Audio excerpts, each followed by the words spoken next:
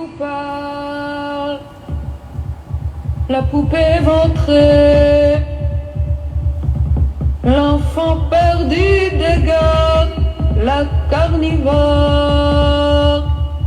qui dort au coin du feu avec les mouches noires, la reine du mardi gras dansant en robe verte couverte de crachats, moi qui vous parle sous un ciel étouffé, moi qui vous parle la bouche cousue, moi qui vous parle dans l'odeur du gaz avec les flippers, les marteaux piqueurs, moi qui vous parle, les bras plus raides que des rails, les cheveux brûlés, la tête pendant, fleurs cassées sur un sabre noir, moi qui vous parle, voix de barbelés avec des cris écrasés, moi qui vous parle, la bouche cousue, moi qui vous parle, dans un dédale de lessive, petit matin fumant, petit matin gelé, odeur d'absinthe, odeur d'urine. Moi la vieille femme appelant sa mère, moi l'enfant hurlant de rage, moi la lionne giflée, moi la lionne rampant, moi comme tout le monde, moi qui vous parle, je suis un peu triste, alors je vais prendre mon médicament.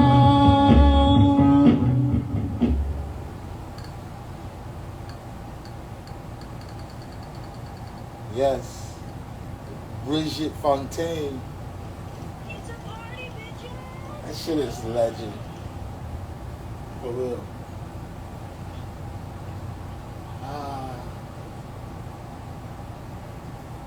So, you know, it's about the vibes, you know?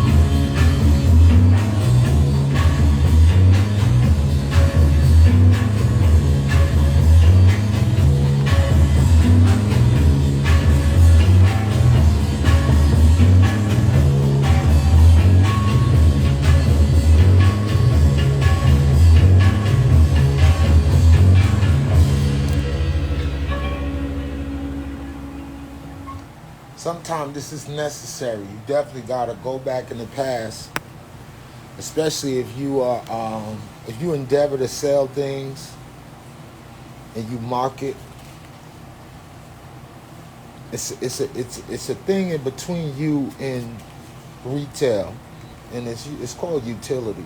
I could say this 1,000 times, and it'd be a lot of people wouldn't even get it, because the word utility has some deep connotations. You know, utility is usefulness, and I'm gonna tell you something. This is real, right? You can actually, there's such thing as this.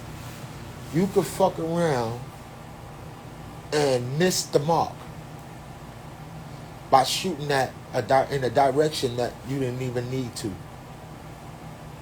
And oftentimes, you can get confused and think that you're supposed to get grandfathered into situations that you want to pursue in arts and entertainment. But that's not the case. That's not for all people, especially black culture. Black people don't put each other on like that. You heard? It's a new thing. Good thing we got new good music. You heard? So a lot of people is exponentially, living, eating based off their interactions with the Renaissance figures of this time and their predecessors who've been pushing this, the line. And a lot of people, unfortunately, are under the impression that you can get grandfathered into this. And the Renaissance, you can't get grandfathered into Renaissances. You have to have utility. You have to have something useful to the people. It has to be some use inside of your exhortations if you're into music. There has to be utility in your scripts if you write movies. A lot of y'all don't write movies. That's a very small percentage. That's a minute, small, super minute, small percentage of y'all. And I've heard this twice from some of my students who went to film school. They say when they write their first script, their teachers always hone in on the black students and be like, nah, you need to do this different. And they would think that is, oh man, this is some racist shit. I made a movie. I made a beautiful movie. And they gonna shoot my shit down? You gonna tell me my shit ain't the shit? Right? And you know what it be? We don't have enough grounding in imagination and enough reference material to create coherent scripts that can be slapped on the screen anywhere. And we sitting up watching movies, and each time the movie come on, this is the same movie. How many movies a nigga need to see it's the same movie? It's the same movie. The movie encapsulates you as the protagonist. You always win at the end of the movie, depending on who you identify with. Most of y'all identify with losers. So you like the winner who wins at the end to be losing in the beginning, because it gives you hope that you might someday in your fields of petty intrigue win the things that you aspire to. In most of these movies, these protagonists are going through some extreme shit. They jumping off of buildings, they hanging off of planes, they spies in other motherfucking parts of Europe, they jumping out of vehicles and all that shit. And for some reason, I don't know, you identifying with that shit, you think that's you, cool. You're not going to be in none of them situations for your entire life. You heard? However, there's something about seeing Scarface over and over again. It's a beautiful movie, because you see the protagonist actually transform. in the beginning you love the attitude, and then you start empathizing with him, and then you start at the end of the movie, you start feeling sorry for that nigga, man. And you be like, damn, son, you doing a lot. That's a lot of cocaine. You heard? Because in the beginning, everybody love him. They love him, they love him, they love him, they love him. Then he start tripping. Then he didn't use that statecraft. He didn't use supreme evil. This is why y'all really like him, right? And this is how they play with you with narratives. The narratives that they attribute and give to us, and the ones that we enjoy the most, at the end of the movie, the protagonist often dies. They transform. Like, look at Paid in Full. We got some long sleeves in The Friends. You heard? Beautiful movie, right? Friends. But look where Rich is at. Rich is where the word friends have this key phrase in there. You see this? See that? That's a key phrase. That's a key phrase. It's called and. You heard? It's a key phrase. And look where Rich is at. And we love Rich. We love him. Rich is what you guys in the streets call good niggas. He's a good nigga. You heard? Rich was a good nigga, man. It's in fact from these films and them pictures from these brothers, there's a reinsurgence in certain branding colorways. You heard? And they bringing back Sergio Tacchini's and all that.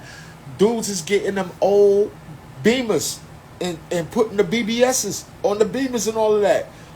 They reupholstering the cars. Those cars and all that shit is going to be very highly coveted. Because of what? The narrative. Now, this one has such a deep connection with us. We have such a deep connection with this one. And this one is of extreme importance to us because it has, it's like a time capsule. The brothers who produced that film, Paid in Full, very brilliant for that, to encapsulate and show other generations a very close look at how that time period was.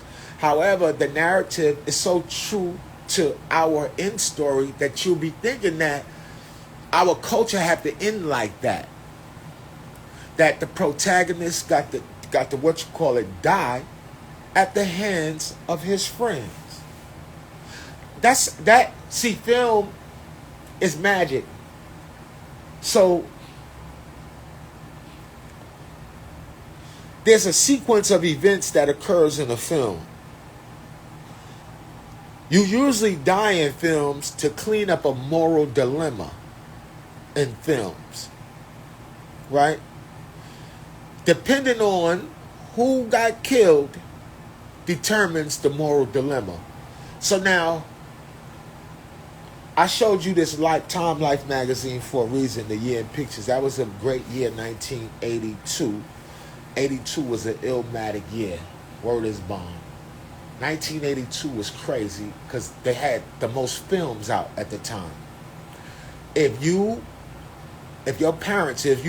young, your parents and them was scared of the movies from 1982.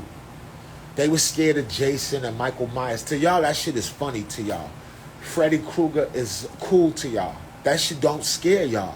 Y'all scared by a new program. That shit y'all scared of is y'all scared about zombies and shit like that. And what's that shit with the you gotta play the game with the motherfucker with the mask on. And then they made all these Saw. That's the shit y'all scared of. You heard? Hostile. You heard? That gory ass shit.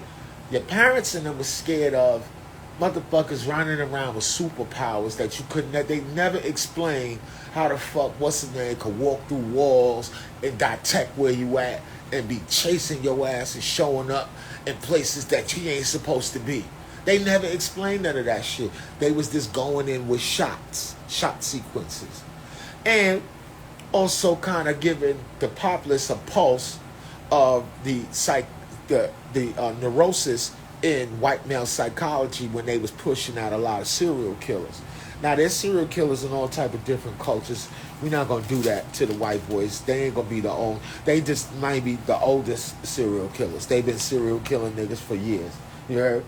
They get on a boat and serial kill you, go get you, bring you over here to serial kill you. You heard?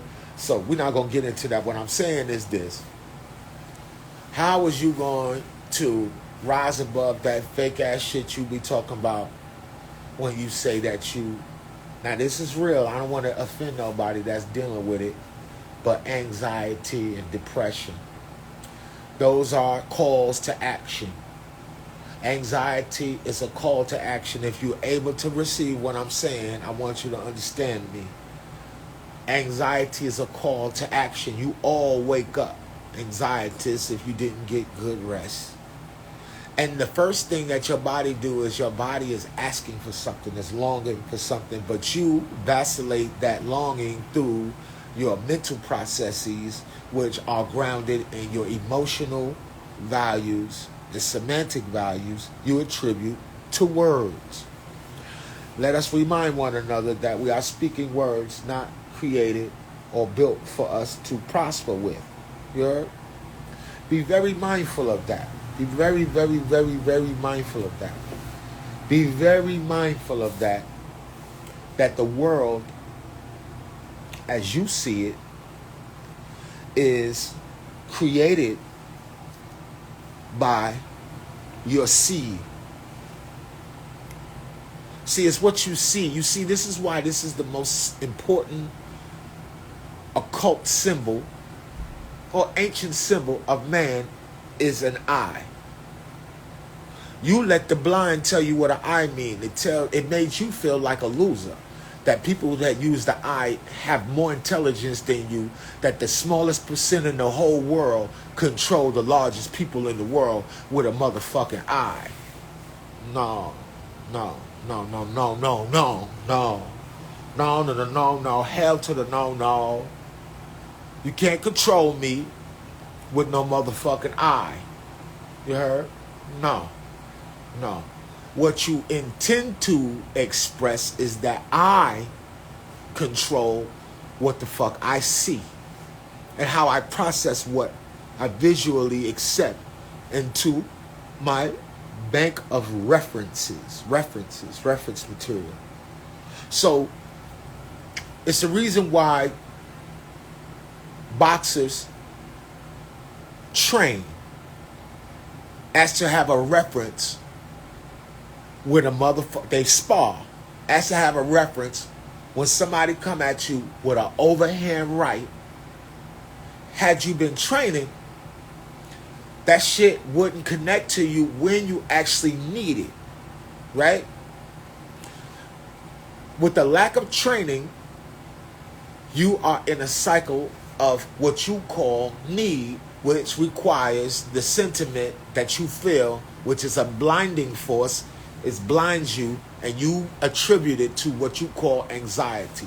No, there are hierarchies of needs. Once you get into your hierarchy of need and address your hierarchy of needs, you'll find yourself among the greatness that you desire.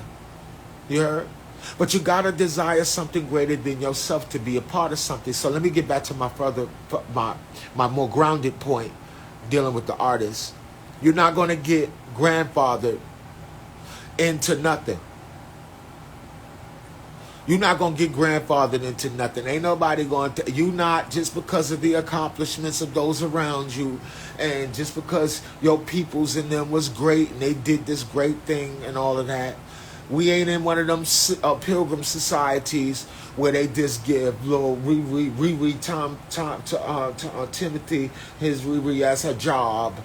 Go give John Boy a job. He's got a job now. Just give him a job. He don't know what the fuck is going on. All he do is just do the... Boom, boy, he get paid forever just because he got grandfathered in. No, you better get out of that context or the conceptualization that you're going to get grandfathered into something just by association.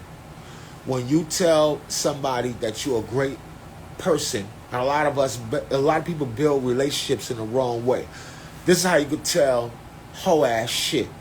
As soon as a motherfucker interact with you, people want to interact with you because they think that y'all share similar enemies or similar dislikes.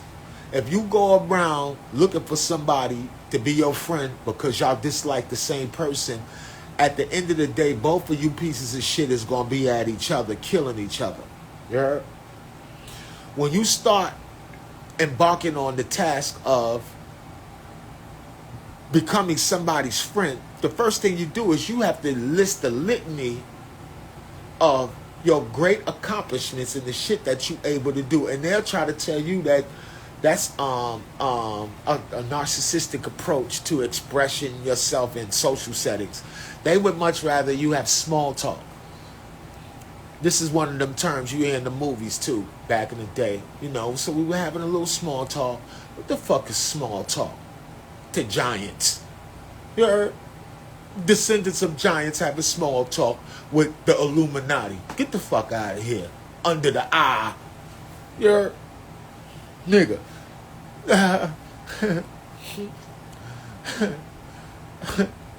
We don't do small talk. Right? We don't do small talk. We create cohesive and establish cohesive bridges to abundance by displaying and constantly promoting our brand.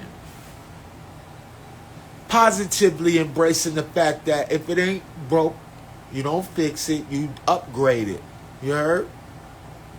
So, if you sell clothes, why you don't got a subscription to Vogue magazine? If you sell clothes, why you don't got a subscription to GQ magazine, Harper's Bazaar magazine? It shows in your clothes that you don't have enough respect for an hierarchy of descending linear shit to your abundance. If you make clothes, why you don't have books on African textiles, identifying them, knowing their origin from all over the African world, the continent? Why you don't know where the first place at that humans took a needle and threaded some fabric together to make a garment? You heard? This is the shit that you gotta start doing. Because you're fat mouthing with us, you have no reference material. It don't look like nothing. And then you wasting our time, and then you saying that we hating on you. Okay. Alright. Inshallah, you'll get it. Some people won't get it. You heard? So when you embark upon creating social interactions, like some people, if I ask you to collab with you, that's better than you asking to collab with me.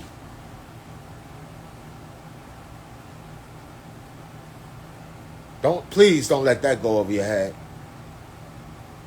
If I, with what I've accomplished with composition and with retail, if I ask to collab with you, it means that I see a greater value in what you do. But I cannot just collab with anybody that would desires to collaborate with me, because you may not have gotten the training for composition or the direction that I'm going. So this is why I tell y'all, stick to your vocation and be so intelligent enough to know where to find the people to facilitate the things that you need. You heard? Like, for instance, if you're building a skyscraper, it's only a few people, and this is the type of shit niggas don't even think about, because they don't got no time. They gotta go hand to mouth. You heard? From 30 days cycles, and then deal with all these words, concepts in their mind. They identifying with loss, dealing with trauma. You calling this shit anxiety. Then it creates depression. Then now we at dopamine deficits.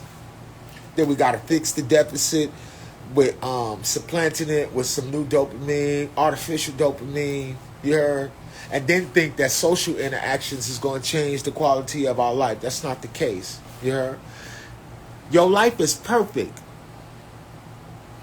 What is not perfect is your ability to discern how perfect your life is. You heard? And I'm going to tell you something about perfection, which is deep. In this universe, in this quadrant of the universe, once a thing becomes perfect, it dies. You heard? We are in constant pursuit of perfection. Don't forget that. You heard? We don't desire perfection in the context that they're giving it up. Nah. You heard? It's not. You heard? It's not. What it is this. We create a means by which to absorb what influx of information we are receiving in a way conducive to our well-being. You gotta stop looking at your narrative in the narratives which have been afforded you. You have to start creating new ones. And the best way to do that is to go outside sometime of your... You got all of these parameters in your mind that you thinking that if you go into this cultural paradigm, or you occupy this cultural paradigm, that you're taking away from your obligation to your people. No, you're going to do field research. Why the fuck you think I go to hobby shops to go look at Japanese robots? They sell billions of dollars in the motherfucking shits every year. I grew up on all that shit as a child. The most advanced shit is for you to actually be able to have built one of them shits. Our parents used to have to go buy them shits built already for that money. Why not? Why is there a whole branch of children that their great prowess of mind comes from the fact that they were, as children, 6, 7, 8 years old, in other cultures, building these robots? But then you asking your kids to be motherfucking brilliant in school. You didn't facilitate none of the shit that they can't compete with Asian children in the school, because they have been already introduced to, you know, engineering from playing with fucking toys. You heard? So I'm gonna tell you something. Singing to your kids, singing to your children. Can't nobody say nothing about your children. First of all, they're yours. But if you sing to them, if you draw for them, there is nothing that they can do about it. They're going to use those interactions to build language skills. You heard? I wouldn't give a fuck if the baby couldn't see. You're supposed to be making clay. Do clay work with the child. You heard? So that they can get understanding of depth. You heard? And form. You heard? Like that. So I'm like, we want the most from this world, but we give the least to ourselves. How you want the most from the world, but you give the least to yourself? You heard? And you can't give to yourself buying no new fucking outfit neither. You heard? That's this shit you supposed to have did. You supposed to gift yourself shit like that. You heard? The shit that you need to gift yourself is fix your hierarchy of needs and adjust your lens. Adjust your lens in your eye as to how you perceive this world. Somebody come at you, somebody coming at you. Why they always coming at me like that? Blaming the world. It's because you know them. And because maybe both of y'all wasn't shit.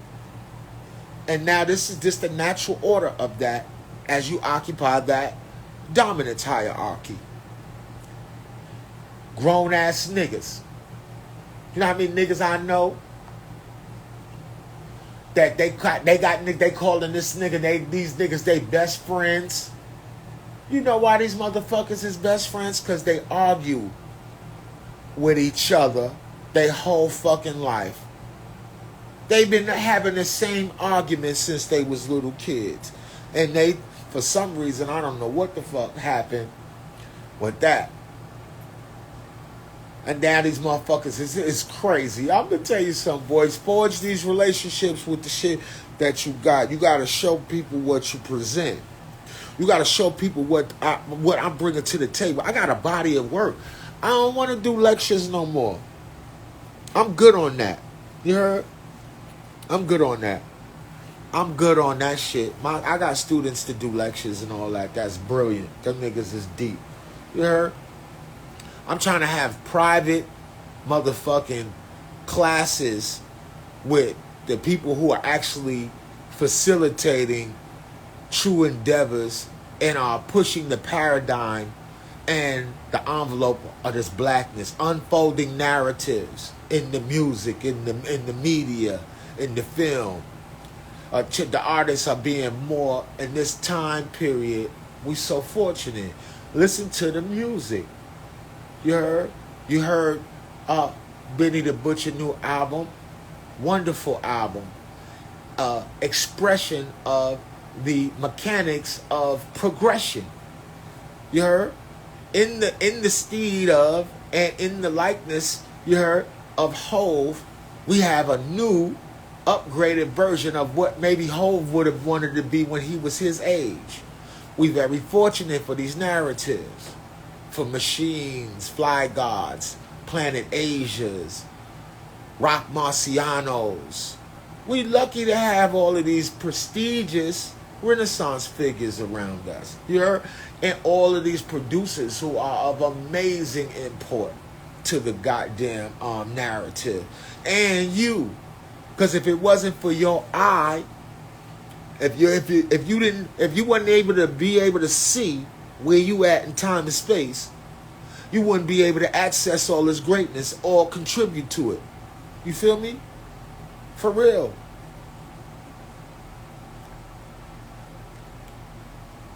For real. So I'm like, and a compartmentalized viewpoint of art. You gotta view art as it is and not personalize art as you would like it to be. You heard? Because there's a difference in this world of how shit is and how it's supposed to be when you talk about art. And I think African American artists, they be giving us, because of our historical experience in the Americas, a greater responsibility to stay grounded in what they call in reality. You heard? So you got bands like the Misfits. These pilgrims be in a horror movie on spaceships, wilding. Just doing all type of shit like their songs be crazy. You got the Black Flag. They make songs about going to spend your last money on a six-pack and then wilding the fuck out. You heard? And their music serves a utility for their cultural paradigm. Our music, however, oftentimes we critique our music far more than we need to because we're not critiquing it as artists. There's a compartment for us to be righteous. Those people are the teachers, the reverends, the messianic forces. You heard? Sometime when you and you know this, if you're a patron of music and you love music, listen to all of your favorite reggae artists back when they first started, and then listen to their music when they progress and become culture, when it turns into culture and they talking. You heard? Boom. What happens? Right? What happens? What happens is they start speaking about Jah. They start elevating the message. You heard? For real. And now we have what I want to call techniques to stay within the linear timeline of progression, to progress in our linear timeline, right? And it's like little gems, it's little people that are here that leave gems inside the music that get pushed forward. You heard? So you gotta watch what you listening for and watch what you listening to. And it's interesting how bands like the Misfits and all of that shit, Kiss, the rock band, all of them shits, they songs be wicked. They be having some wild ass songs. And white folks give that culture to their rebellious youth as utility to give them the imagination to not give a fuck about obstacles in the world when they become adults.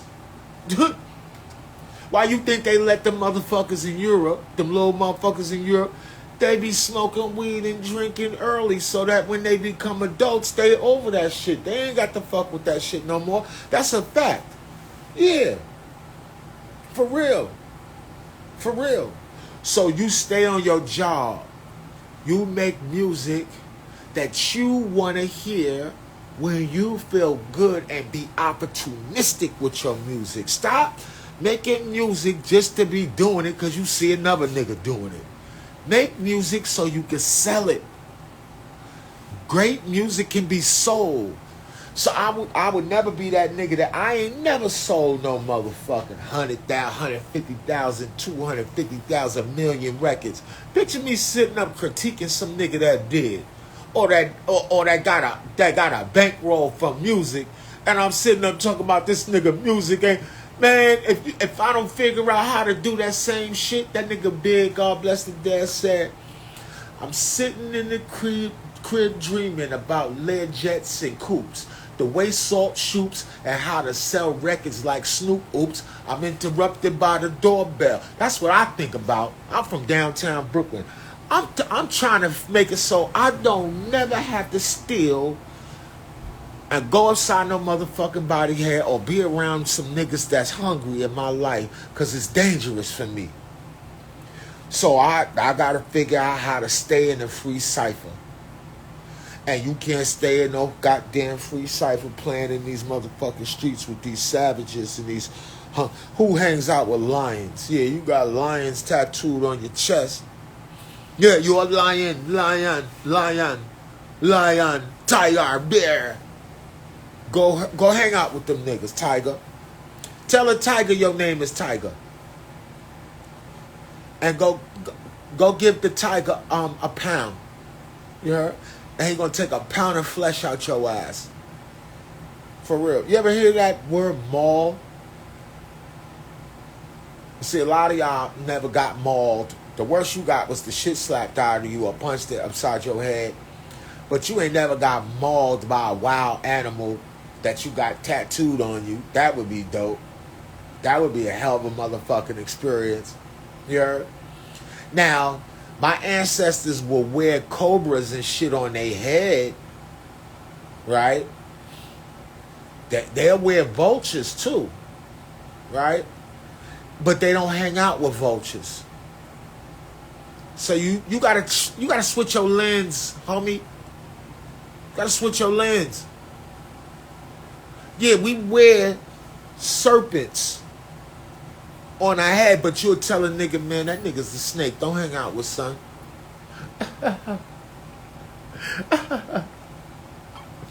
Ooh. The nuance, semantics, and shit, yeah. Snakes. Snakes is the least of your worry.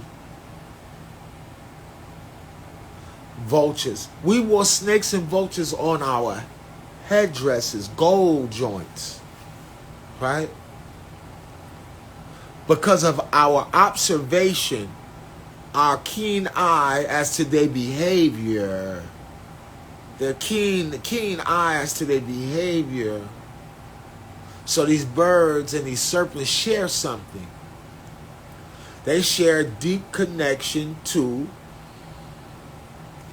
they have a pineal function that's rooted in their primacy.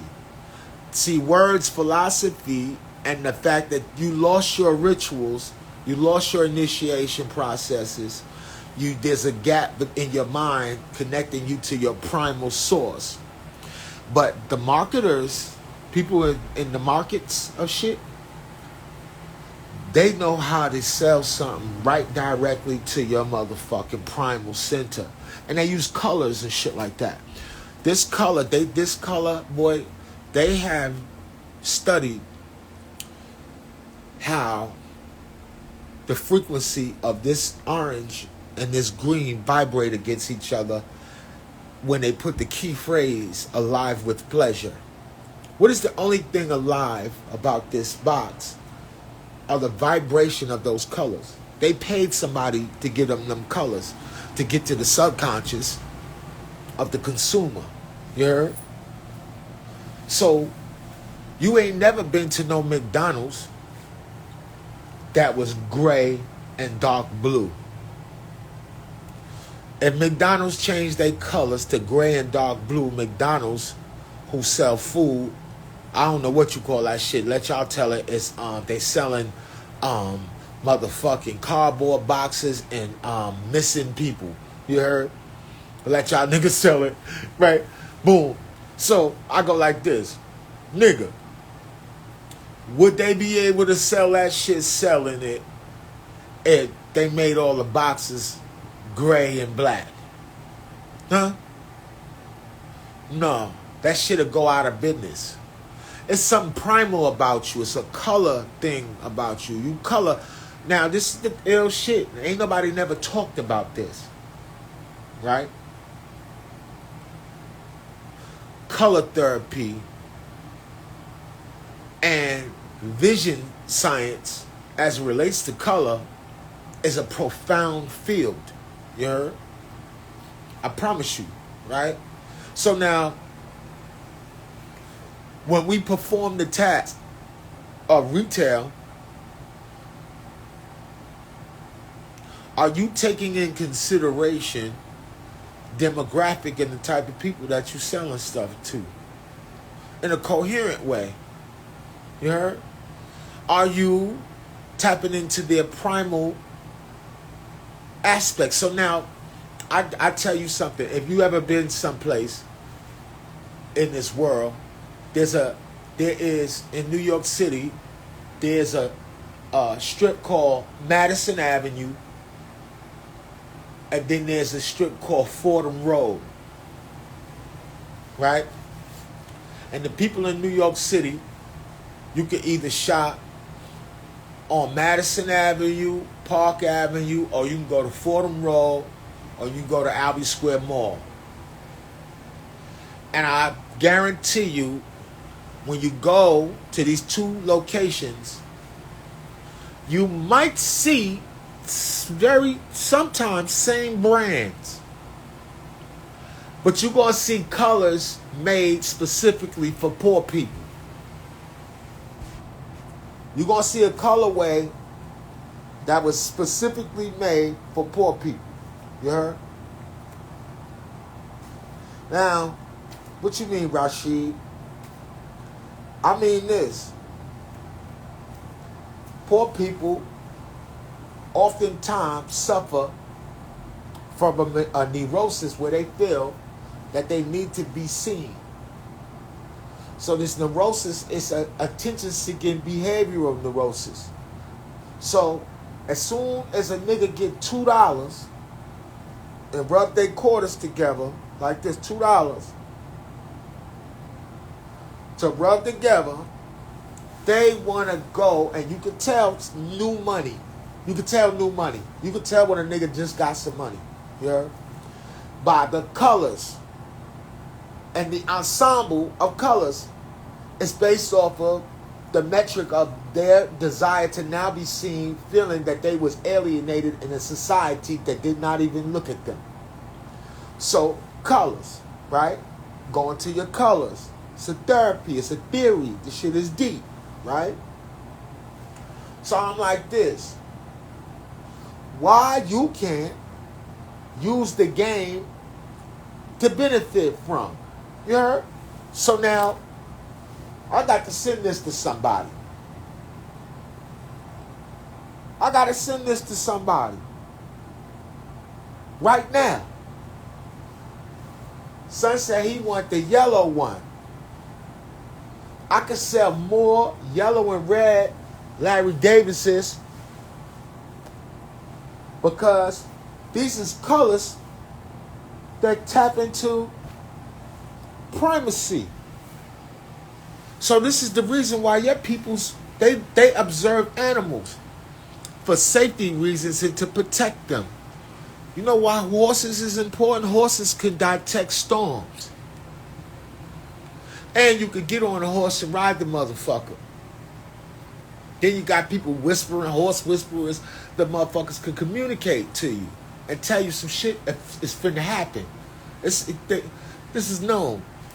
They have a particular bird, and I want to say in India or Indus Kush, that can tell the people if there's flooding coming. And it's based off of how high, because they love their kids so fucking much, birds. Vultures is on your people's headdress because they love their kids. You heard? And they got some digestive enzymes like no other. They'll bite through some fucking bone and digest and eat bones. There's constant reminders of death, that how important you think you are. You gotta bury humans because the fucking animal world be done consumed a dead body sitting up. Them dogs you like. You niggas love you some dogs and shit and kitty cats and shit until you see a fucking kitty cat gnawing off somebody in a war-torn country. You heard? And you see a kitty cat gnawing off a motherfucker's arm because ain't no cat food around. You heard? Dogs that devour you. They had flesh-eating dogs during slavery. They used to routinely let black people see dogs devour and eat humans as reminders, tapping into that fear. You heard? So we watch animals for a reason. We watch animals and we get game from animals.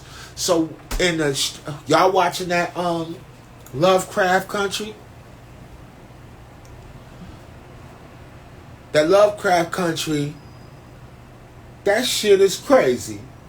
They went the fuck. I ain't see the last one, but every one I seen, they just went. They went all the way there with that shit. But the best one, the best episode is I Am. And they build you up to 7 episodes. You got to get through all the weird shit, all of the gruesome ass shit to get to I Am. And she said, am I being held hostage? Am I in prison? No, you free to go anywhere you want. What's your name? I Am. You seen that? The sister with the fro. I Am. Boom. She said, well, put me on the stage with Josephine Baker. Boom. She was right there. Right? What was her name? What was the sister's name? Hippolyta. Why? Because the hippopotamus is what? Is the galactic center. She had the horary. She was dealing with celestial spins and cycles. She's the one that had the key. Hippolyta. Who's the hippopotamus in your culture? The midwife. The hippo is the midwife. Ta'ert. The galactic center is occupied by interests of the cosmic midwives. You heard? The ones who know the cycles. They know how many days it takes and is required for a full birth. You heard? They know the average. And then they put the name. That's a whole nother class on Gematria. The word for birth has the same number of days that's required for birth. That's another topic. That's for my more loftier students. You heard?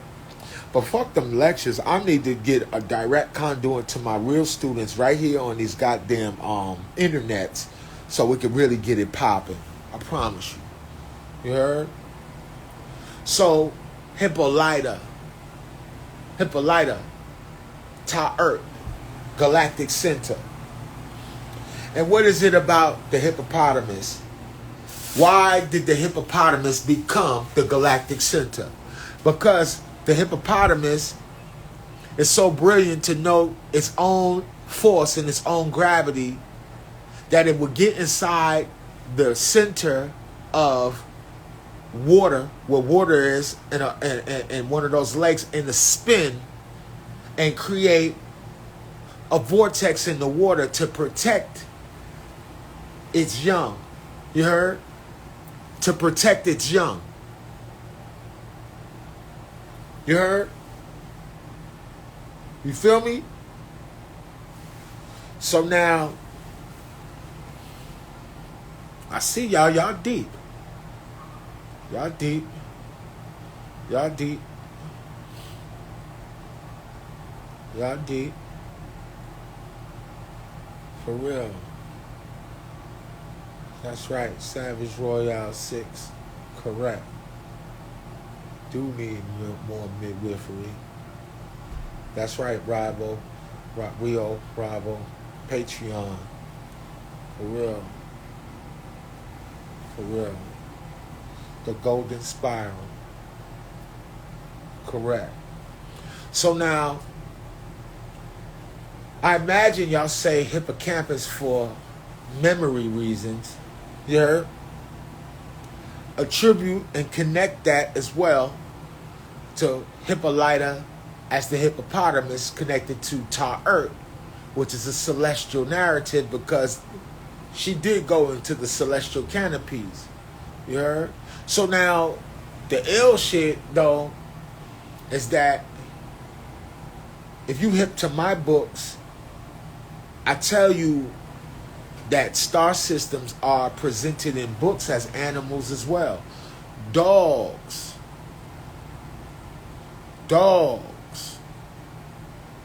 Dogs are resonant and connected to celestial star systems because of their behavior. Dog star hip hop. So when you hear the name, a lot of y'all should know what Collab means. Collab. When you hear Collab, I told y'all this in the book. When they speak of dogs, they're speaking about celestial bodies. When they speak about wheels, they're speaking about celestial bodies. When they speak about daughters or multiple brides, many times they are speaking about celestial stations in the sky. Okay? So, we create mythic cosmologies in the physical world to suit our train of thought, to make it accustomed to create a streamline of abundance, whereas, and I don't want you getting into this shit, man, this weird shit they telling you niggas, they got niggas thinking that, hey, Rashid, how do I raise my frequency so I can manifest things? You manifest things by lowering your frequency and by actually doing things on the physical world. Anxiety is a high frequency. You lay there feeling like the world is getting at you. And you like this. My God, what am I going to do? What am I going to do? Why are they treating me this way? What is going on? Is it me? Is it you? Why are you doing this? And all of this old shit. And all you got to do is put your hands on things and start putting them inside of things that you package. When niggas was little, you couldn't tell them niggas. They just knew they was geniuses. Niggas was selling crack back in the day, putting them motherfucking cracks inside them vials. Why you ain't putting them ideas inside of packages, man? You know everything. You niggas know everything, right? You're waiting for somebody to grandfather you into some shit that you could grandfather yourself into. I'm not finna be waiting for no nigga to do a motherfucking thing for me. I got a body of work showing I'm proficient in particular fields, and people are intelligent and know about that, and then we could coalesce and connect. That's the dopest shit in the world. But the thing is, I'm not going downstairs. I'm going upstairs. You heard? For real. For real. I learned this. This is some shit in masonry. And this is in different, different classes where they teaching certain techniques. They make the first class get the fuck out because we about to do something else. You heard? Y'all not ready for that. Stand outside. You heard? When you get to the second class, you heard? By the time we get to the third, the second class, y'all gotta leave because we have a far more advanced class here on the third, right? So you gotta keep elevating. I can't teach nothing that don't elevate. I have to take away from myself to go. Nah, you gotta be better than me to actually get something from me because you the one with the wisdom. You wise. You heard? That's why you even know me. You know how much shit you could be doing right now, son? You know how much shit that you could actually be doing right now? I hope that I gave you some game and I didn't waste your motherfucking time. We not sitting up. We ain't got nothing negative to say about nobody. You heard? That's what the type of podcast and the type of shit I want to do. I want to do podcasts and speaking about shit that only the shit that I'm inspired by. That's real art. You heard? That's what artists do. They turn shit that they're afraid into art. White folks do that shit. Look at that nigga, the nigga that drew the alien shit. All that shit, the alien nigga that designed all that, you know what that come from? German heroin.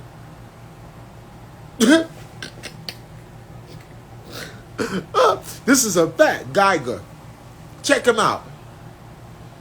Check out Geiger. He got a whole documentary on that. Heroin. And he starts his whole field, and this is why they used him as an artist, is that he believes in post-birth trauma, that humans is affected by post-birth trauma. That when you come in through that canal and that little big-ass head is squeezing out the cervix of mommy, and you be crying because your motherfucking head be hurting, nigga. And you entering into some stupid ass shit. Now they got to suck that dumb ass shit out your nose. You know how to go when you been there like this. You seen the babies come out, they be like, what the fuck is y'all doing? It's post-birth trauma. Good thing you forget shit. You heard? But somewhere in his neurosis or his pursuit of art, he, for some reason, he maintained and retained some of his post-birth trauma. So they used him because he demonized the life giver. They used his art for Alien.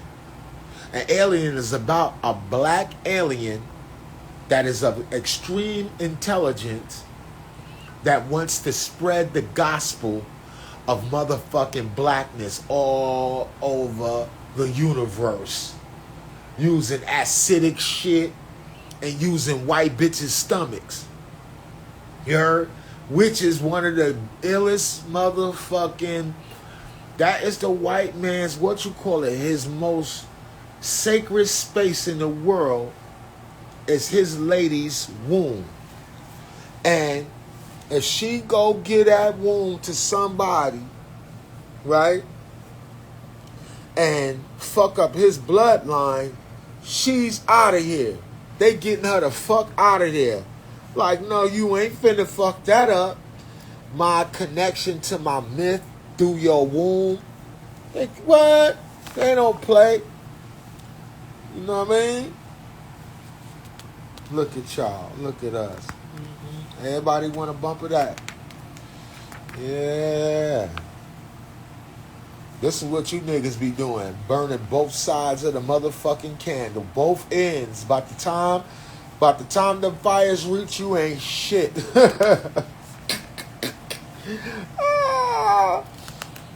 The legend. Y'all don't even know who that is. That's who made some of y'all illest actors in the whole world. And I'm gonna stop telling niggas, oh, this is too much game. I'm about to get this shit and streamline this game, man. For real. You know, these are my heroes. This is the type of shit I want to do. You know. Yeah. Do you think Thelonious Monk and them had conflicts with niggas?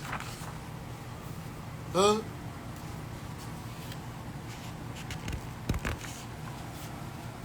He was putting them pilgrims in game. I heard he had a whatchamacallit. He had one of them robber barons, a Astor or Rockefeller. He's a legend. She was one of his His whatchamacallits. They used to give him money. Look how they got the homie, had him in prison for the Atlanta child murders. He throwing the middle finger up. How the fuck you gonna kill 28 young black people in Atlanta and none of them had strangulations? They were asphyxiated with no signs of strangulation. When you read on that shit, what was they doing down there in Atlanta? That's some more Stranger Things ass shit. That's some more Stranger Things ass shit, and that's the police with the ASPCA luring kids and shit inside of them chambers that they kill dogs in. You heard? When the dog got to get euthanized, they put them in this shit that suck all the air out the shit immediately. If it ain't no fucking air to breathe, you heard? You die immediately. You heard? Boom. So, if you look up them cases, and then they got cases, they got whole fucking pages blanked out talking about that case and how vicious they were. So now, what the effects that shit had on Atlanta is ill.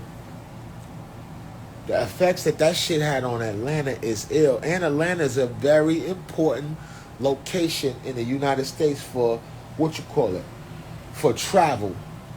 Atlanta got a flight to everywhere. It have the most flights to anywhere in the world. I believe this is a fact. You heard? It's one of the most propitious locations for getting the fuck on anywhere you want. You heard?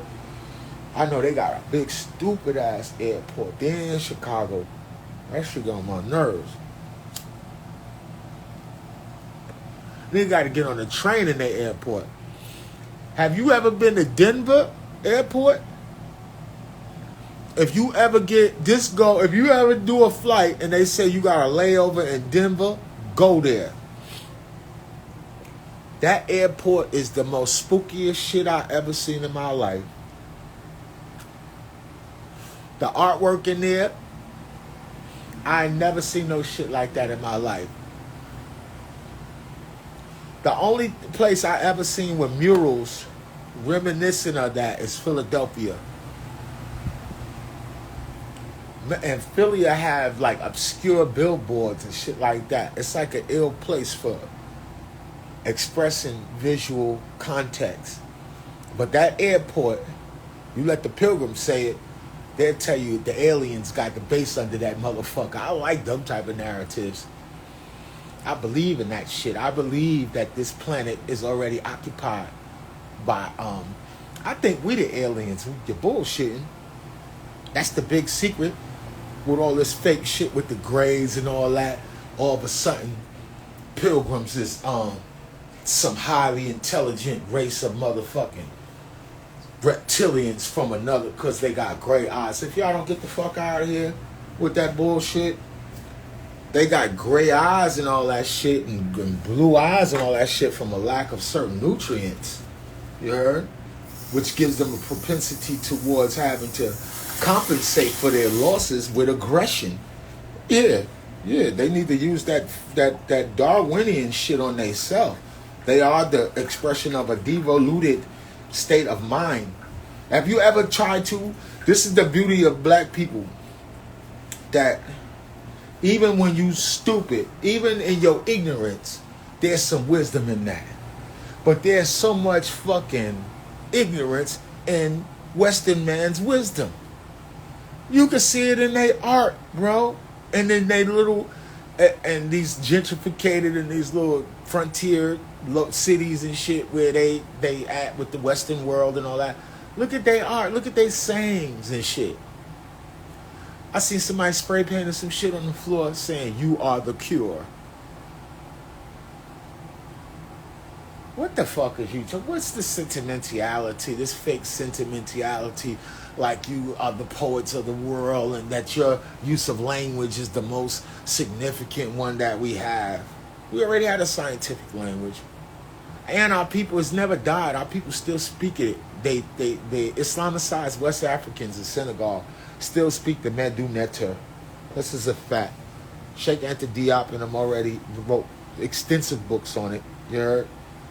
There's several words, several that are similar. And you can write out Einstein's theory of relativity in Wolof, a language that has a little over 4,000 words, and retain all the science. So, is your mind a scientific device? You heard? Look at this. We just was talking about this. For me, now this is right?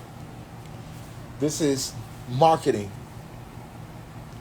to women that were at a were doing work at the time. They was forcing women to get into the workforce. Yeah. Unbeknownst to them, they was following the white women's liberation movement. So white women's liberation was no longer being in the kitchen doing the work, because that would be like caveman society. We don't need her no more to be the alchemist of the house, to give everybody the right nutrients and the right spices and herbs for the belly. Let's give it to Stouffer, right? So, and free her. So this is, look, for me, freedom comes in a what? Bright red package, right? And here we go, 1982, beef stroganoff, nigga. Now, what do keys have to do with the color red? And look at the propitious arrangement and the aligning of the products. Bright red, we have an alcoholic here, right? And directly under the alcohol, we have beef stroganoff. I don't know, no nigga said, what the fuck is stroganoff? Right? I don't know no nigga named Stroganoff. You heard? Right? So now, you go like this. Boom. Check it. Then you go, car keys. Or is them car keys or house keys? Look like car keys, right? So they on the go. So whenever I want a wonderful meal without cooking, I just open one of Stouffer's bright red packages. What we said about red? The color, right? Whatever it is, and I can choose from more than 40 different entrees. I know it'll be as good as if I made it myself. Without the what? The word. Freedom.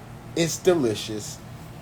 This is nothing short of Edward Bernays and his uncle. This comes from his uncle and them, and his work with the subconscious and the unconscious. You heard? So now, 1982, Timex, they tried to make a computer because they thought computing was about price. $100.82. 82. Who is this? This white man. Who is this white man?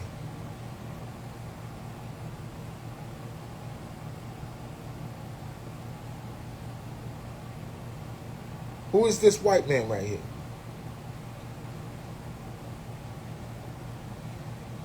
This white man committed a crime right here. Don't this look familiar? These are the jurors. This is a black town. What town is this? Where they at?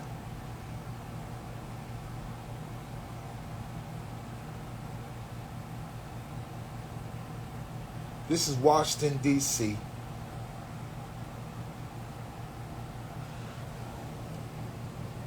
This the white boy who did what? Why'd he do it? His name is Hinckley. Now, you remember we was talking about movies?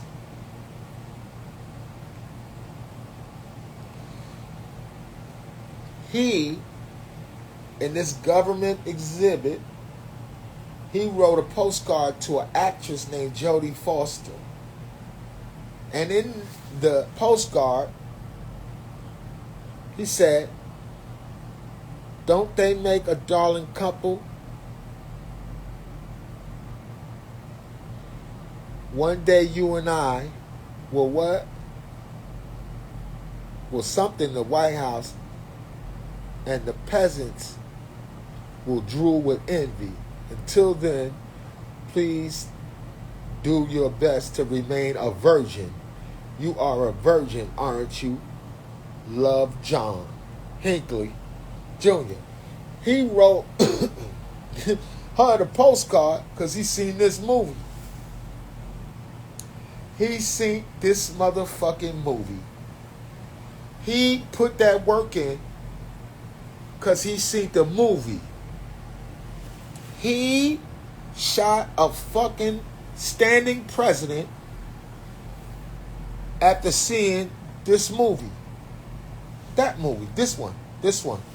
This movie. This movie. This movie. This movie. Right here. Matter of fact,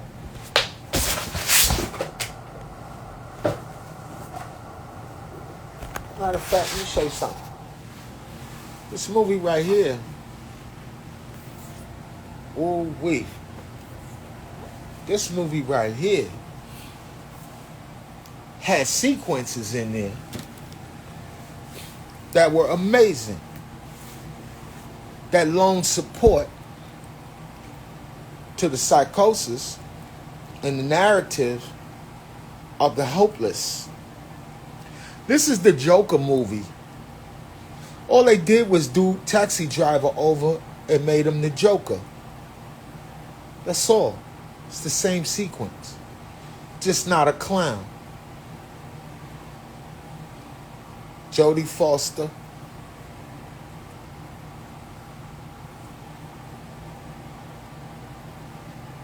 the pimp,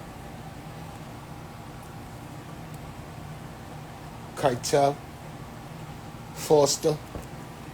The movie is ill. The movie was showing them their psychosis. You heard? Look. Killed the impoverished black man coming in to stick up the store. Got away with it. You know? So I'm like, this narrative is a powerful force dealing with the sequences.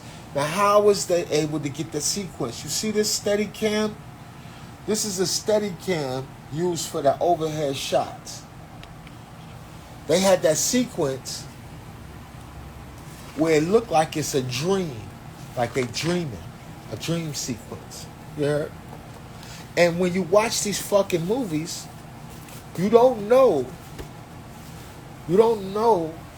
what concepts are embedded into the psyche, and much less you don't care.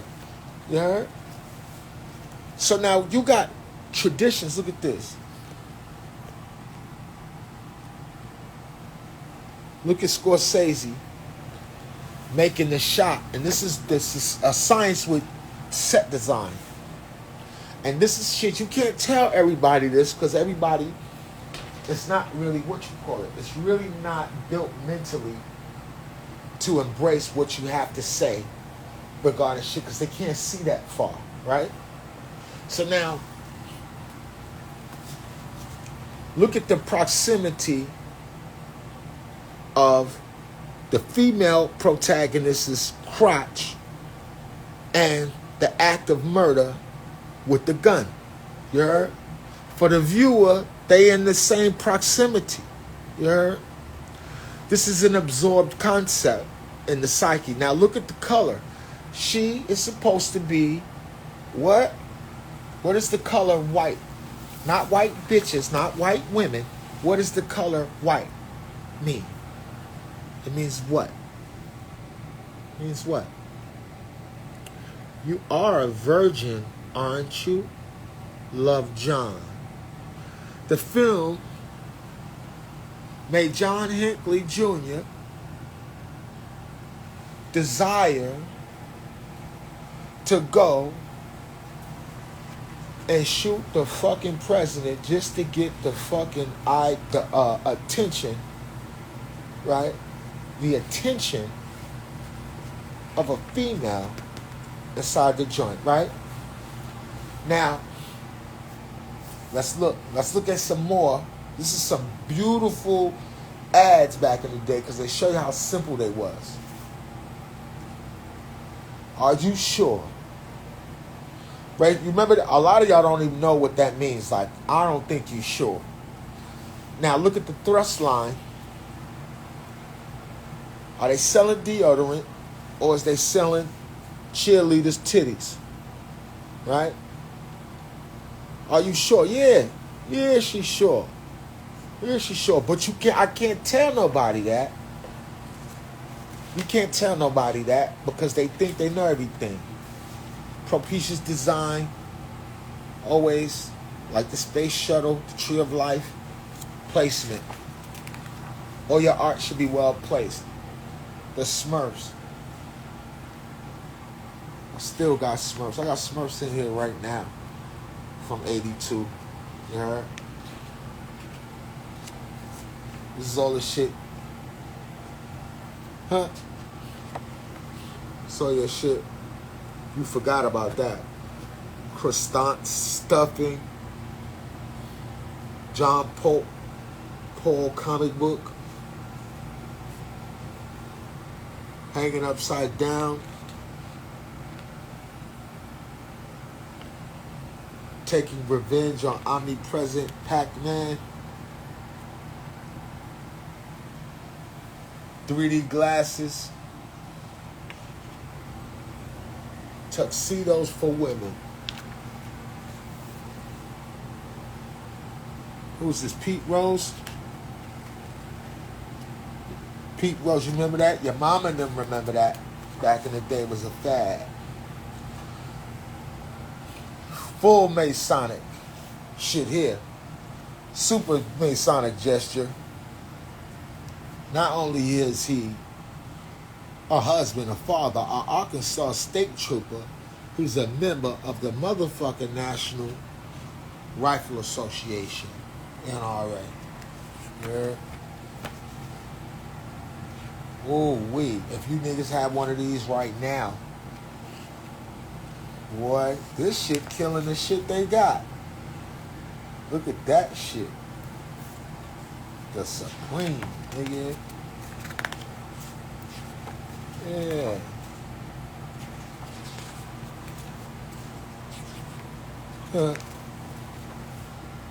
Richard Gere. What is this?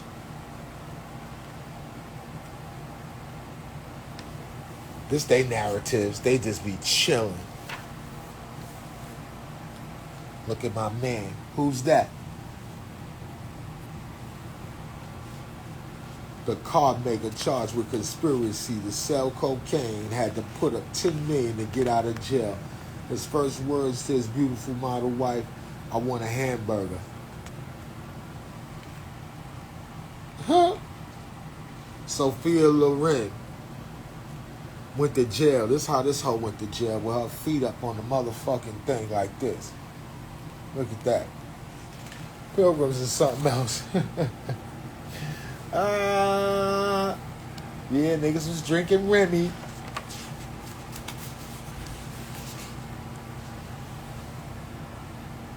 Oh shit. The hoes.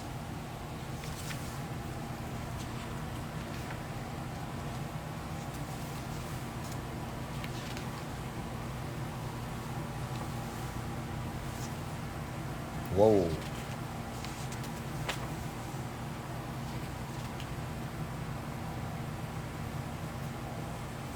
Whoa. Look at this. Look at this shit here. Look at this shit here. Look at this.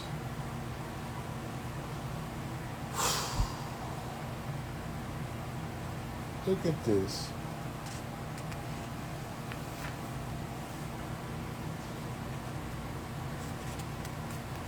In 82, she was mad old.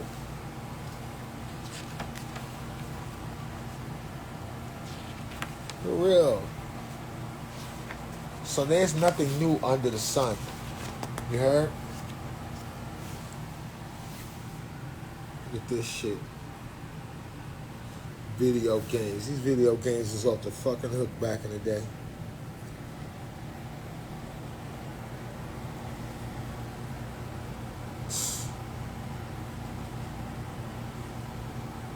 This is the millions that they was making back in the day.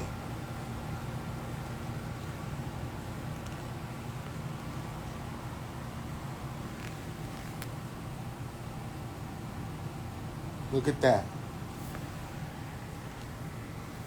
A 5.7 billion industry. Video capital of the world, Des Moines.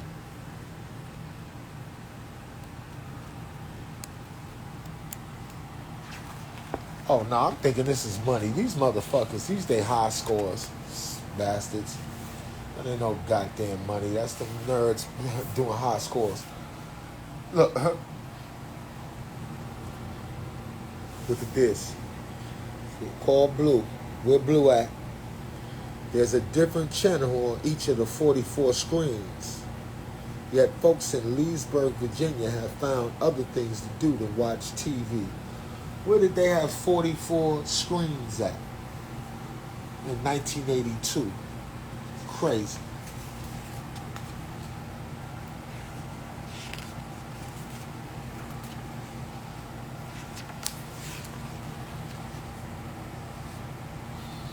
Wow. Remember them cigarettes? They had a cigarette called True. That's crazy. Look at Sun Young Moon. This is a goddamn he said, after you get married, let me see. During the 2-hour marriage ceremony in July, vows and traditional gold rings was exchanged as their Korean leader joined disciples from 75 nations in a state of moony bliss that commenced with as much as 40 months sexual abstinence. After that, more bliss. So if you in his organization, you and your wife can't do shit for 40 months. That nigga's crazy for that. But that's how you do people. You isolate them. That's how they do for them secret societies and shit and all that. Where they be doing all that shit. They be isolating you and rejecting you and denying your ass. Then how your ass in that state of, oh, what's going on? So, yo, I hope we got something today. I'm going to leave you with this. I want you to, if you don't have this book, I want to show you this book, but I don't really want to. I really don't want to. Fuck that, I'm not showing you that book. You don't need to see that one yet. I need to see shit like this. This is the shit you need to be seeing.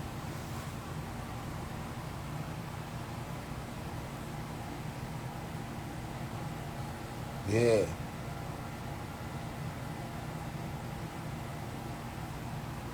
Yeah. That shit is crazy. This shit is crazy.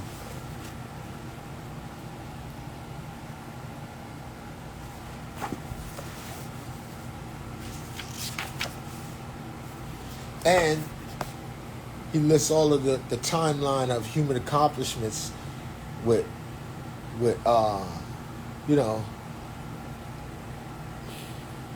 communications. I'm of the mind that I suggest that our people been had cell phones, but we was operating on a different system of communication, that our cell phones were our ability to create imagery, that wherever the image is, yes, there I am with consciousness. You heard? And this is a high level of scalar technology. You heard? On another front that you're not even aware of. Why do you think that the white man dropped bombs on people of color, but they drew and put stickers and words on those bombs? That was a form of a scalar type of technology. You heard? They were, and we are, and have the ability to communicate to one another through symbols. You heard? And this is a fact. I grew up and maybe one of the last eras where there was a part of the human mind that we were able to access location, and you knew where your peoples was at, and you could speak someone into existence. They don't say this no more like they used to. Yo, we just was talking about you. Only certain people have that ability still, and only certain people have that ability to project themselves. You heard? Back in the day, they be like this. Where's son at? He right around the corner. He was looking for you. That's crazy. My cousin Rashid, when he was little, him and his brother. We didn't have to call. We didn't have no way to call each other, be like this. Even the twins, ask them, red and blue. When we was little, we see each other. When we see each other, it wasn't no call me. We ain't no phones. Niggas be like, yo, word to mother, I just was thinking about you yesterday. Boom. See each other. That's how it used to be. And I remember from that era knowing that you got low-key control over the outcome of your existence, yo. Wherever symbols is at ubiquitously, thus you can also be there. I gotta go to the post office and get me something to eat. I done talk myself hungry. I love talking to y'all. I love talking to y'all. I think y'all getting some shit out of me that people. I'm so happy that people are acknowledging the best part, you heard, of what your brother had to offer, and not acknowledging me for being some dumb shit. Yeah, I don't want to be acknowledged for no dumb shit. I'm tired of that. I knew how to do that as an expert when I was little. For real. Word is mine. Nigga was an expert in bullshit. A bullshit expert. Bullshit used to find me. I used to find bullshit. We find each other. Yeah. I'm done with that shit. Word is mine. I got to come back and promote shit together. I'd rather do this than to do them spinning in the yard, acting like you hard, acting like you built like that. It got to be like this, with the keep it real face for the next 20 fucking years. Or some shit like this. Yeah, I'm a real nigga. What the fuck y'all think them niggas doing in jail? Reading books, teaching? Niggas think it's class in jail. They in jail having class, boy. If y'all don't tell them people, tell them kids, you misleading them fucking kids, got them kids thinking some glory in that shit. You heard?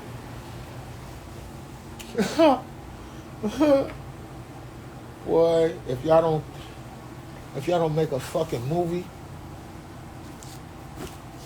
and not no movie on your peoples, you know what I'm talking about.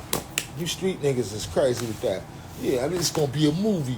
Yeah, we was in jail making movies. Yeah, y'all was not making no fucking movie in no jail. Y'all wasn't making no movie. The crackers was making a killing off of your neurosis, and figured a way how to keep you in a dominance hierarchy in the penitentiary. That's word to everything I love.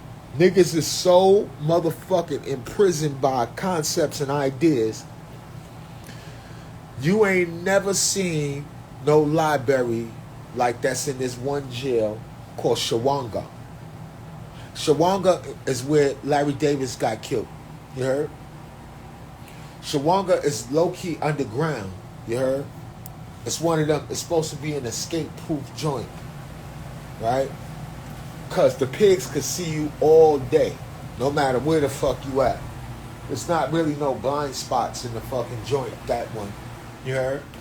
Now, that means that if you get busy, it got to be your busiest that you ever got, because they gonna come. They coming anyway. You heard? So you better do what the fuck you gonna do, because they gonna wait till one of y'all kill each other anyway. But if you would have seen the library in this jail of books and seen the niggas that be in the library, it was out of the population of niggas in that jail, it was only a small population that knew what was on them shelves in that library. You heard? I promise you that some of my earliest books that I read on coherent joints, on Kabbalah and Jewish mysticism, was in that fucking library in Shawanga. And that's where I said, let me get the Western man shit out of the way while I got access to this fucking library. You can't fuck with me with Schopenhauer, with Kant, with Nietzsche. We could go in the chambers and talk about Western philosophy, man. Descartes. Y'all call a nigga Descartes. It sounds stupid. Descartes. You heard? We could go there. Niggas is sitting up wasting their time talking about who their favorite rapper is in the yard, spinning around talking about how many broads they done begged for some sneakers and shit, some tennis shoes, and who got the weed, who pussy. You heard? These niggas can't fuck with no nigga like me mentally. I remember as I upgraded the mechanics of my philosophical approaches to ascertaining the meaning of this English that I have as a fucking weaponized like tool that I can use this shit, I started like this. Oh, it's a big joke. They got my folks in game. Everybody think they fucking tough because they stupid. I figured it out. Because they fucking stupid. These niggas ran out of words. They ran out of words.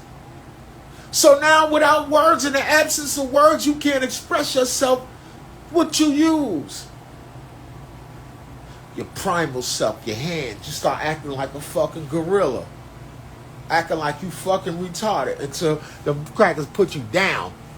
Or when them niggas lay you down in the yard, put a whole knife in you, stabbing you all in your fucking face. You think getting stabbed and all that shit is an honorable thing? Or you think that shit is something so graceful and beautiful, like you in a John, what's that shit? One of them Chinese movies, and then the way the nigga gonna stab you, you gonna go like this, and like this is gonna go, like this. No, nigga. You think it's gonna be like in the movies, like in a Michael Jackson video? It's two niggas like this. You think it's like that? Huh? Warfare is deep, man. Warfare is deep. You lost the war when you get into physical conflict. The masterminds that I was around, that's the identity of those who have all these battles. You eventually will lose a war. Yeah. They got your brothers thinking that a warrior is one who has multiple conflicts. I've been learned that you always lose when you fight on too many fronts. When you young, you do stupid shit. You shit in your own hood. Nigga be done robbed a nigga 3 blocks away from you. Then you robbed a nigga in another borough. Then you went and ran off with them niggas' package, thinking they ain't gonna see you again. You got 3 different conflicts going on right now, young man. You heard? Then, at your house that you're living in, you're arguing with the people right there. And these going to be the same people you asking to help you when you go to jail. And a lot of y'all selfish. If you really you getting a few dollars, you need to buy you a plot. Long for death if you really true about the shit that you talking in them streets. I'm not talking about no music shit. I'm talking about you niggas that's regurgitating that shit as though it's culture. Man, bro, go get you a plot, man. Don't put that burden on nobody, man. Because you're going to be sitting up, if you ain't Muslim, you're going to be sitting up in a freezer until they get that money together. Until they sell all your shit. Hopefully you got toys and comic books, nigga. If the shit hit the fan, you got a poster that costs $5,000. You heard? Some shit like that. You know, things like that. But you're out there running them streets and you think that you built like that. Get you a plot, man. For real. Don't put that burden on your people looking crazy. And had I known what I know now, I would have stayed a fucking square from when I was a little kid, man. Because I am a fucking square at heart. Pointy square, nigga. I ain't no lane. I ain't no motherfucking lane. But a square I wish I stayed, I swear to you. Because how the fuck did I not have no bail money? Doing the most. I was doing the most dumbest shit in the world and was on Rikers Island with Air Maxes on. And polo shit. Looking stupid than a motherfucker. Fresh death, I call it. Not to death. Fresh death. Yeah. Dead and fresh. Yeah. For real. But you know, the beauty of it is this.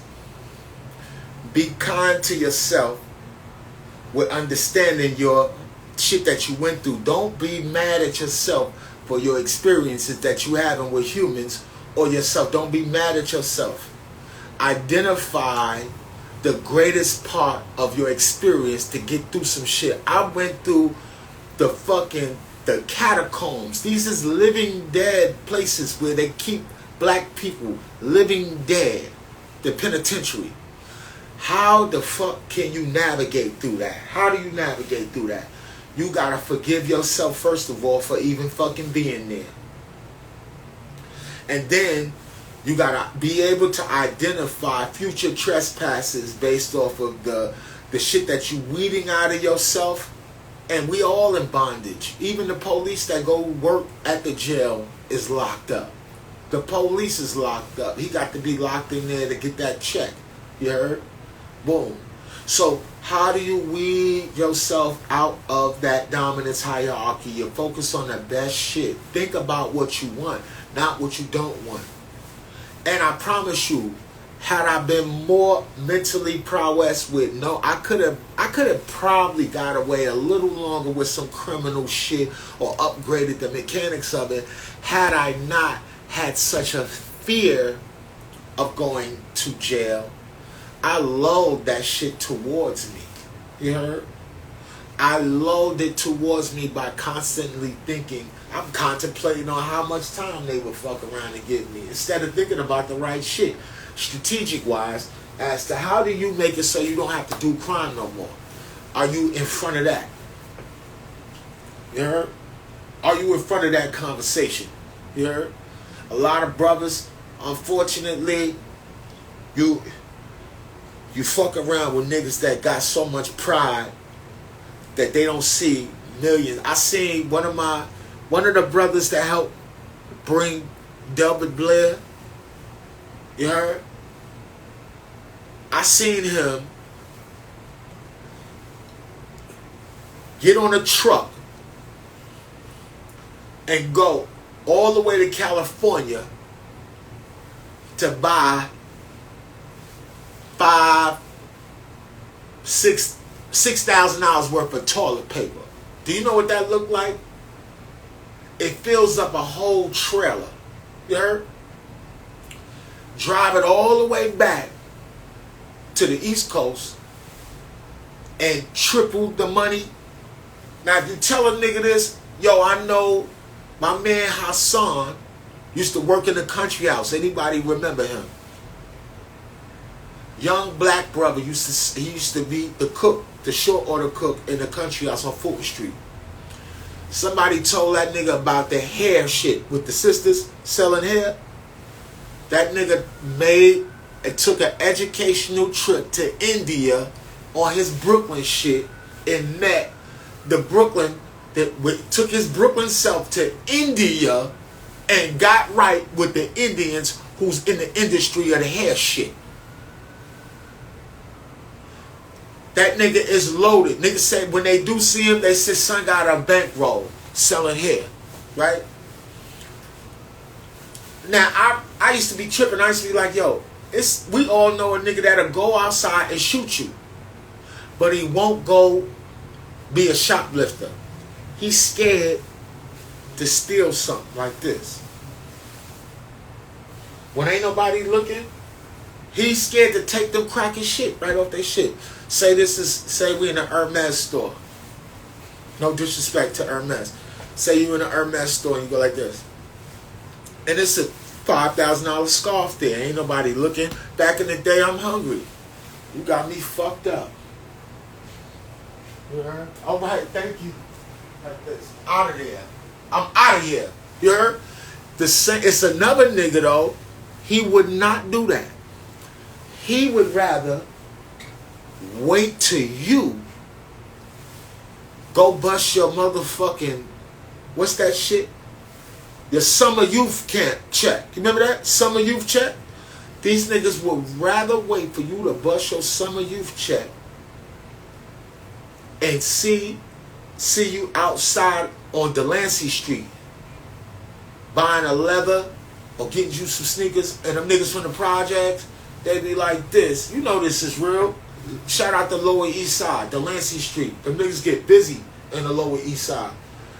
Them Lower East Side niggas that catch you slipping and then snatch your whole, what's that? Oh, you fresh. Snatch your whole bag and shit make noise. Fuck this. Give me that shit. What the fuck wrong with you? Like this. Look, this snatch that shit. So I know, based off of the amount of words, references you have for doing the essential shit like eating will determine the outcome of your life. So I said, how can I upgrade my mechanics? Ahmed, you're going to have to eat for the rest of your life. How can you eat not at the expense of other people, son? You heard? You will be equipped with an understanding and an ability to understand and to flesh out understanding visually through art, Ahmed.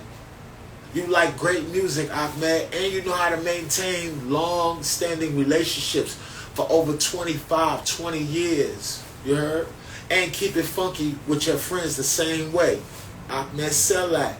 Give people that experience. When you fucking with me, you fucking with everybody that helped raise me, man.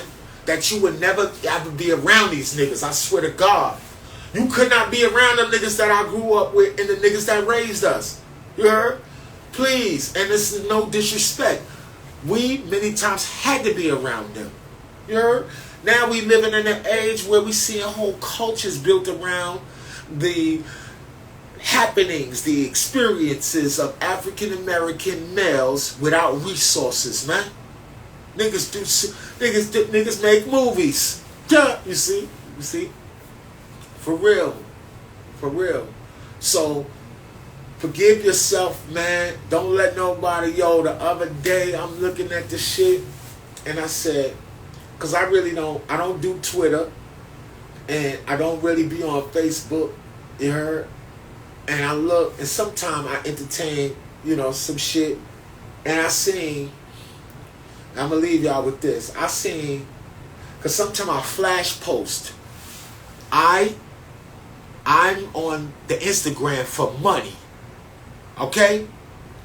So, let's get that shit clear, right? The globe is big. I have gotten money from all over the world. People is up at 3 in the afternoon in some markets that I fuck with at 3 at night. Right?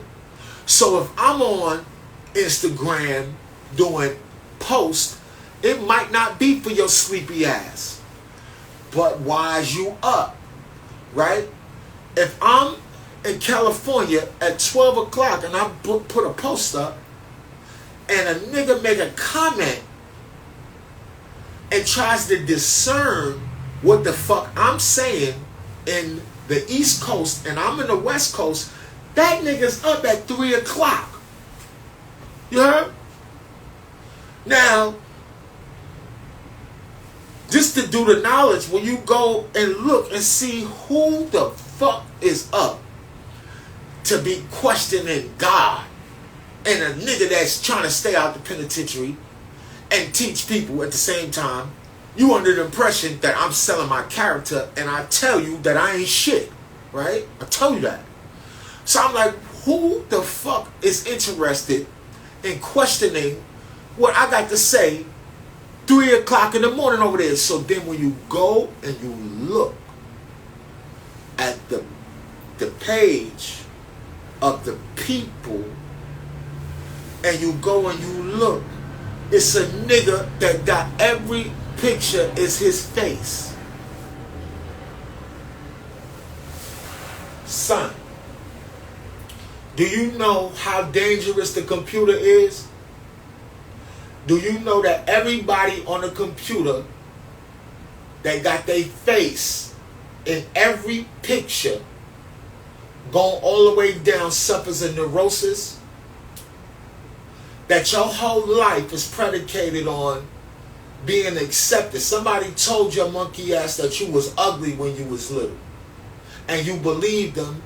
And if it wasn't for this computer and this shit, and you paying phone bills and all this shit too, just to take pictures of your monkey ass. These niggas is crazy. I thought it just was a thing where sometime a lot of sisters make this mistake because they think about themselves according to Western ideals with body dysmorphia. So if she's big, she want to take close pictures of her face. She don't know that her portly body, big and juicy like that, is what the fucking world want to see. So they taking selfies. They sit up and take the selfie, be so fucking close to their face. You be like, yeah, come on, I get it. I know what it is. You suffer from that body dysmorphia. You don't got enough people in the world telling you that portliness and shapeliness is akin to deity in certain aspects. We're not telling you to go out there and go hit up the Krispy Kreme and go out there and be talking about you could knock down a whole bucket of chicken from KFC to keep the goddess shit going. No, I'm telling you some deep shit about the psychology and how when you go to a grown ass man, why do you, my brothers? I would not be making no comments on no niggas page, and on my page I got pictures of my motherfucking self. And then if you do this, do the knowledge, and you go look, if I make a post and I come back to the post an hour later and one person or two people like the post, whoa, nigga, that means I'm not selling nothing, and that means that the shit that I put up have no essential value whatsoever, not even to the people that actually know me, that I know they got Instagram. They're not even interested in that shit, so why would I fucking do it? So now it show you this. If you got all these pictures of yourself, every fucking picture is of yourself. Serious? And then you go look and you see, and you go say, yo, let me see how many people liked me in this pose. How many people liked me in this post? Go through all 65, 100 of your pictures and it's you. Right? How many people, and you be like this. Oh, it's only 13 people liked that picture of me. And then you look, and these niggas be doing this to get little small doses of dopamine. One time they see that little heart, boop, Niggas start feeling good about themselves. Like, then it's a whole thing. Oh, then they go scrolling, say, who like me? Oh shit, you like me? Then you going into their business. You heard? Then you going into their business. I'm on this motherfucker to get money. You heard? I sell shit. I sell shit. I'm not personalized or connected to this shit like perhaps you is. That's why I use my shit propitiously. That if I put up a post or something, it has to be enlightening and takes me above the algorithm to smarter people. I'm not sitting up taking a bunch of, if I put a picture of me up, I got an outfit on and it's contextual to who I'm around, or I'm on a journey of utility, doing something, speaking to my respective clients and or my students as we make this journey forward. Yeah, like that. You know what I'm saying? For real. So I see y'all talking about you need the book. The books is here. The books is here. The books is here. Get your name put in here. When I write your name in here, you live. You heard? So we got shit to do. For real. London. My son London. And Tristan. And London. We got you. You heard? For real. So yeah, we got some books. So my thing is this. You don't got to exalt yourself by making nobody feel that they less than who they are. That's not what we do. We not here to be telling no nigga what he ain't and what they ain't. Sisters ain't here to be telling another sister what she is and what they ain't. We want to maximize. You want to maximize your... You want to maximize the ability for you to express the very best thing that you have to offer. You heard? Maybe the best thing you have to offer might be you sharing positive messages that's enlightening but not abusive to other people and their experiences. A lot of y'all go and y'all chase these narratives where you trying to following somebody that sits up and destroys people. And that's how you be dealing with your anxiety. You like to see other people suffer. You heard? And it shows up. You like seeing people get hit by cars and shit. The computer would tell on you. This the shit you like to see. You like to see motherfuckers get fall off of shit and all of that for a reason. You heard? It's because you take mad selfies and shit. You heard? And then, this is another interesting thing. This shit is deep. That it is nothing short of genius on how these sisters, the beautiful ones that's tapping into all of these little minds in these markets, that they got millions of followers from taking pictures scantily clad. You heard? Now, if you don't see what Instagram is for, you will never be able to use it. You heard? Effectively. You could learn a lot from people who are using it, right? Y'all need to learn aesthetics. You always talk about your conscious, but you're not conscious of certain shit, man. You heard? Aesthetics. You don't have to do stuff that compromise who you are when you get gain from what you might perceive as somebody that is operating on a downstairs level to achieve a high-end goal. We're not here to do that. We're here to get gain from everybody. Everybody can teach you something. You heard? Y'all fuck up trying to teach everybody something. And everything ain't for everybody. You understand? For real. So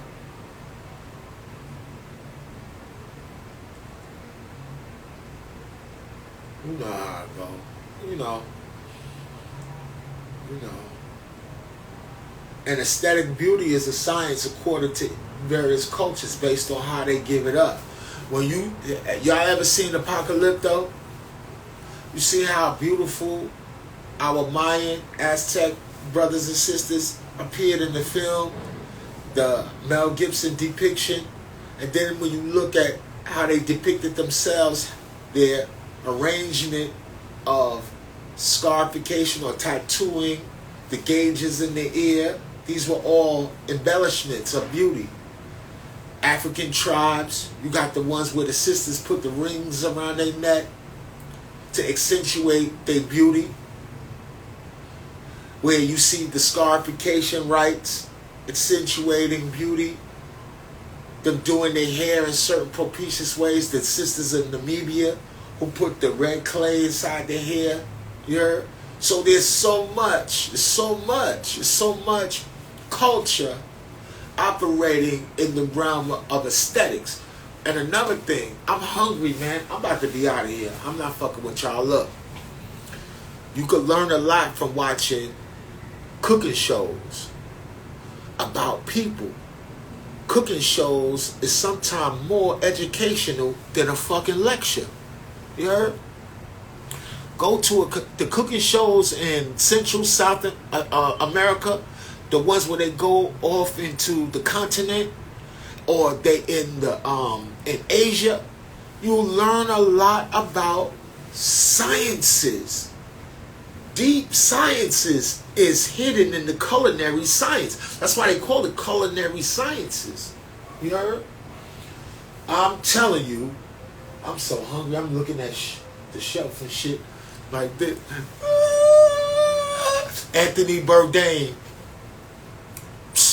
God bless him, man. They might have murked my son. They might have murked him, man. They might have murked him. Because he ain't look like he... I don't know. I don't want to take his struggle away from him. Peace and love to Anthony Bourdain. But I'm going to tell you something. That show is political as fuck. He was going over there and bringing back and showing people some ill shit about them countries. And over food, he talk about politics. You heard? They could have sent boy up. You heard? I promise you. And when you go to other countries, nigga, when you important and you go to other countries, they got intelligence agencies and all that shit that's sitting up. They got enough money to track all type of shit. When I first came out to California, they sat Israeli intelligence next to me. You heard? For real. Trying to take a pulse of a nigga on planes, seeing where you going with this. Had already been to Germany, you heard, and South America teaching. I went to South America thinking I was finna teach and got taught. They got a whole mysticism and a gematria. This brother named Dawood, that's a fucking beast with it. You heard? I've never seen nobody do no shit semantically as creative as he was doing with English. And these brothers own land, like serious land. I don't know if you ever been on 20 acres. What that shit feel like. For real.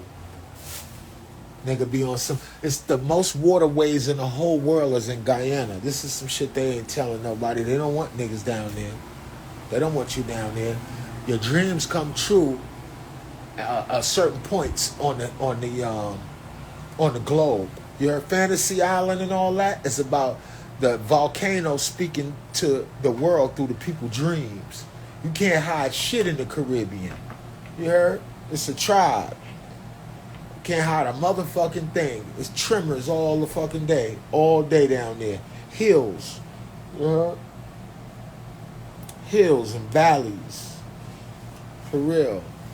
So what you think happened when you go, the certain propitious areas? Why you think certain shit got to start in Chicago?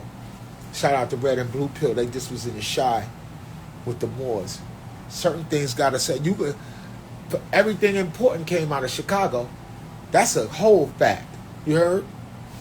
Yeah. that lends support to as to who I am too. Is the fact that I would not be who I am if I wasn't born in Chicago.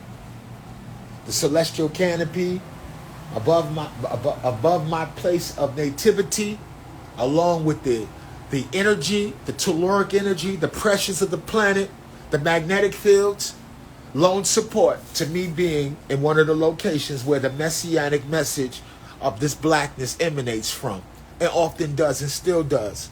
You heard? In various forms and narrations, from the most noble to the most gangsterous shit in the world come out of Chicago. You heard? It's a big body of water over there. There's no telling what's in that shit. Ain't no telling what's in it. You ever been by that river? I ain't never felt like that before. You heard? I've been to Chicago and I ain't never seen violence. Never. Never. I go to Soul Veg with the Hebrews and get a good plate, you feel me? Then I mixes it up, though. I got to go to Harold's, too, man. Jeez, I got my favorite number, too. Harold's, one of them. Man, I remember one time, I'm going to talk about food. Fuck that. I remember one time, I said, I'm sorry, I sound like a slave. I said, Mama, remember one time, I'm hungry. I see y'all at 1. Thank you. Peace and love.